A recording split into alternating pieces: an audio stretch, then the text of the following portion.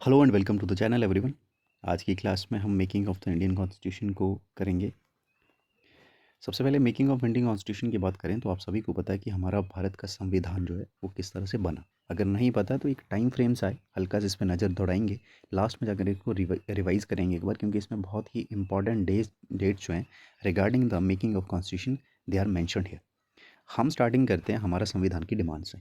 अब आपके दिमाग में कुछ क्वेश्चंस आएंगे कि यार संविधान की डिमांड ही क्यों की गई। अब यार संविधान क्या होता है ये तुम्हें बहुत अच्छी तरह से पता है कि संविधान हमारे लिए, हम लोगों के लिए कुछ राइट इंश्योर करता है।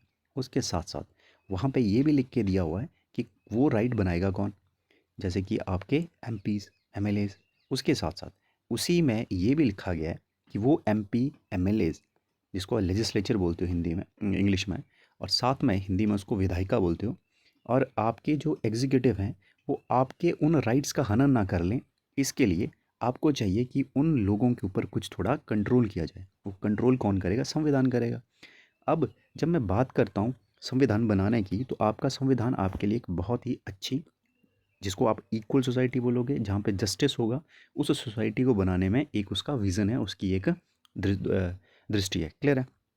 जब बात करेंगे डिमांड की, तो सबसे पहले डिमांड किसने रखी ये आपके माइंड में आना चाहिए। तो ये जो आप मेरी लेफ़्ट साइड को फ़ोटो देख रहे हैं, इन इनका नाम है एम एन रॉय। अब एम एन रॉय जो थे वो पहले व्यक्ति थे जिन्होंने कि कॉन्स्टिट्यूशन असेंबली के लिए डिमांड रखी। इनका नाम था एम एन रॉय। ये साथ में आप नोट करते रहें। एम एन रॉय ने, साल था 1934, 1934 था, और इस वर्ष इन्होंने कहा कि हमको भारत के लिए एक संविधान सभा की ज़रूरत पड़ेगी, क्योंकि हमको अपना संविधान बनाना है। ठीक है जी। तो 1934 में M N Roy was the first person जिन्होंने इसकी डिमांड रखी। अब उस समय की जो डोमिनेंट पार्टी है वो थी कांग्रेस।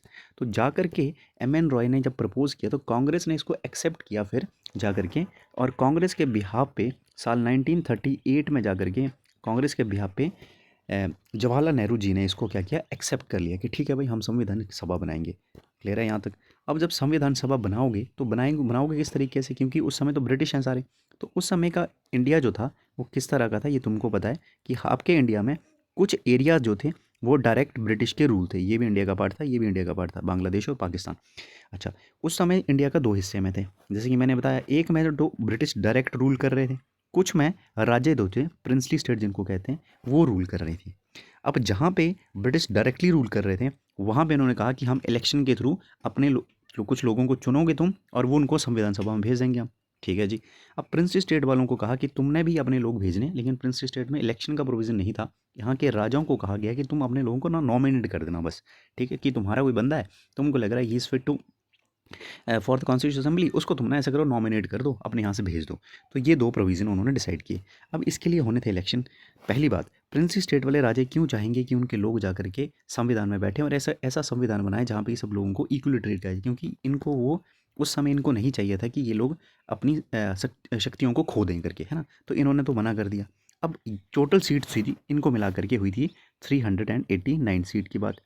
इसमें से जो 296 सीट थी, 296, वो थी ब्रिटिश प्रोविंस के लिए, और जो बच की कितनी बची, लगभग 93 के आसपास बचेंगी, वो दी थी इनको प्रिंसली स्टेट वालों को। 93 वाले तो बाहर निकल गए, और इलेक्शन होता है इस पे 296 पे। जब इलेक्शन हुआ 296 पे, तो 296 पे जब इलेक्शन किया गया तो इसमें से सबसे अधिक जो मेन उस समय दो पार्टी थी, एक थी कांग्रेस, एक थी मुस्लिम लीग। ठीक है जी, वो जिन्ना वाली। और कांग्रेस ने कांग्रेस ने अपने पास 208 सीटें जीत ली, और ये कॉन्स्टिट्यूशन असेंबली में जाने वाली सबसे बड़ी पार्टी बन गई। उसके बाद दूसरी बात आ गई मुस्लिम लीग की। मुस्लिम लीग के पास भी लगभग अराउंड 73 के आसपास सीट्स थी, बाकी बच की 15 सीट वो किसने जीती, वो इंडिपेंडेंट लोगों ने जीत ली। क्लियर है? अब जब बात करते हैं, हम लोगों ने ये संविधान बना दिया, ये लोग चले गए, अब इन्होंने संविधान बनाना है। जब भी कोई चीज़ बनती है दोस्तों, तो आपके पास आपको चाहिए कि उस संविधान को बनाने के लिए एक सभा तो आपने बना ली, लोग भी आ गए। अब लोगों को बैठना है तो एक स्पीकर चाहिए आपको, पहले दिन एक प्रेसिडेंट चाहिए भाई।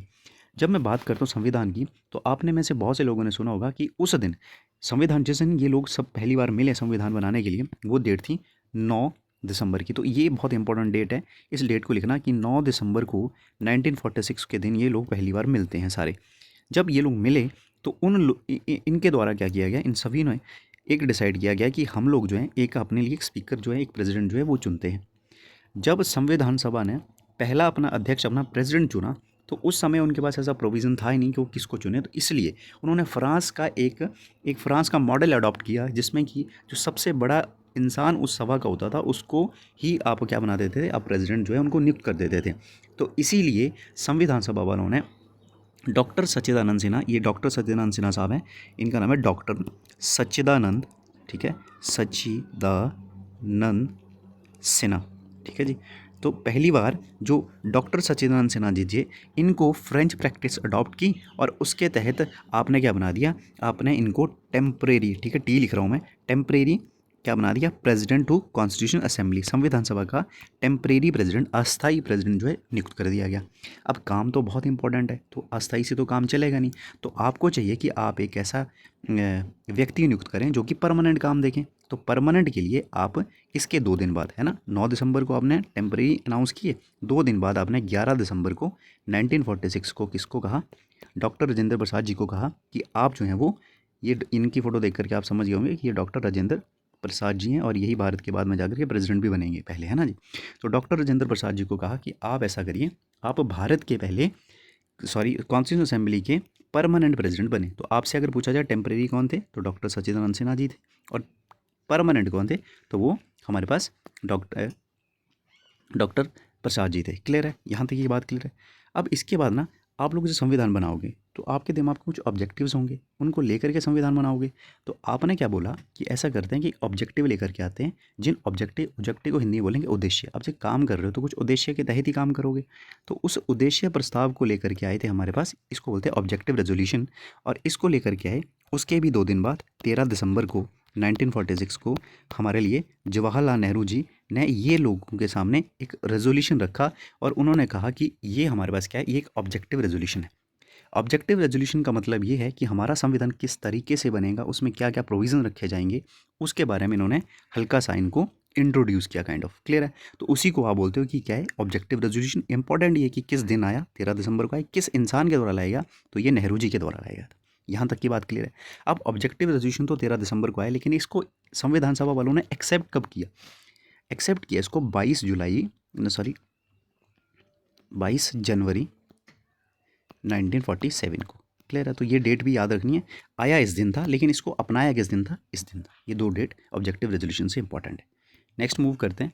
अब जब संविधान सभा बन गई तो इन संविधान सभा का काम था क्या करना, भारत के लिए संविधान बनाना, ये इसका प्राइम काम था। अब इन्होंने ये काम तो स्टार्ट कर दिया, संविधान बना रहे हैं। इसी बीच में एक मुख्य घटना ये होती है कि भारत जो है वो आज़ाद हो जाता है 1947 में। 1946 में तो ये लोग काम करना स्टार्ट किए, 1946 में, लेकिन 1947 में भारत आज़ाद हो जाता है। अब भारत को चाहिए कि एक गवर्नमेंट, उस समय इलेक्शन करवाना आसान नहीं था, इसलिए संविधान सभा को कहा गया कि आप कुछ काम कर लीजिए, कुछ एक्स्ट्रा काम कर लीजिए भाई।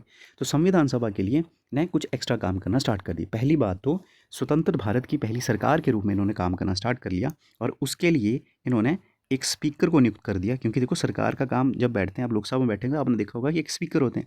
तो पहले स्पीकर कौन थे, इन्होंने पहले स्पीकर किनको नियुक्त किया, इनका नाम है गणेश वासुदेव मावलंकर साहब, ठीक है, गणेश वासुदेव मावलंकर, मावलंकर, ठीक है, इसको नाम को आप अच्छे से लिख लेना।